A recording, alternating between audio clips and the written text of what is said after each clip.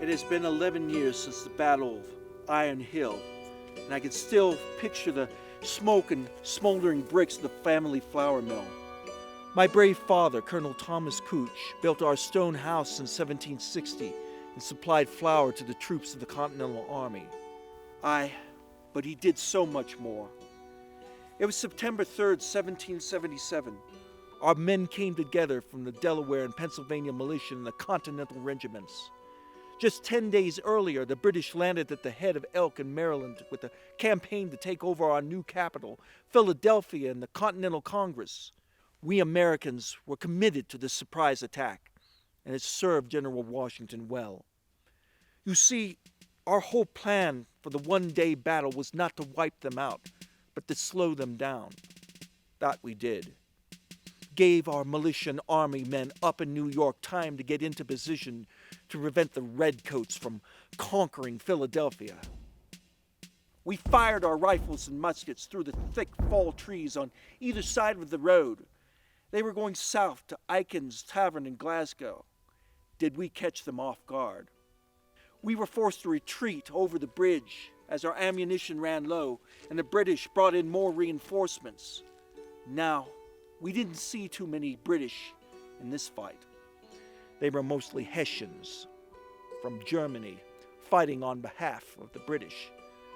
What a fierce and bloody day indeed. We lost about 24 men that day, including Captain Archibald Dallas of New Jersey. We will never forget their sacrifice. Though the Battle of Iron Hill lasted but a day, fought on our very land, Lord Cornwallis of England and his men stayed on for 5 days more. That Lord Cornwallis sure fancied his horse, and it seems our outdoor stable wasn't suitable. Did you know that there were hoof marks on our kitchen floor? Such rubbish. My father did far more for our freedom than lose his flour mill to the flames of British destruction. He served as a commissioner in the French and Indian War and raised troops and supplies to keep our army strong. You think your job is difficult. That war ended in 1763, but the battle for freedom will go on forever. 13 years ago, Father was appointed colonel of his regiment for the Lower Battalion of Newcastle County. At the time, he was 88, at the Battle of Iron Hill in 1777. He could not take up arms. Instead, he brought our family to safety in Lancaster County, Pennsylvania. Iron Hill was the only battle on Delaware's soil. It represented the strategic persistence to maintain our freedom and at last rid ourselves from British powers. He signed the oath of allegiance to pledge his life, his liberty, and his property to defend these new United States. 19 years ago, Lieutenant Governor John Penn commissioned him as a judge of the Court of Common Pleas.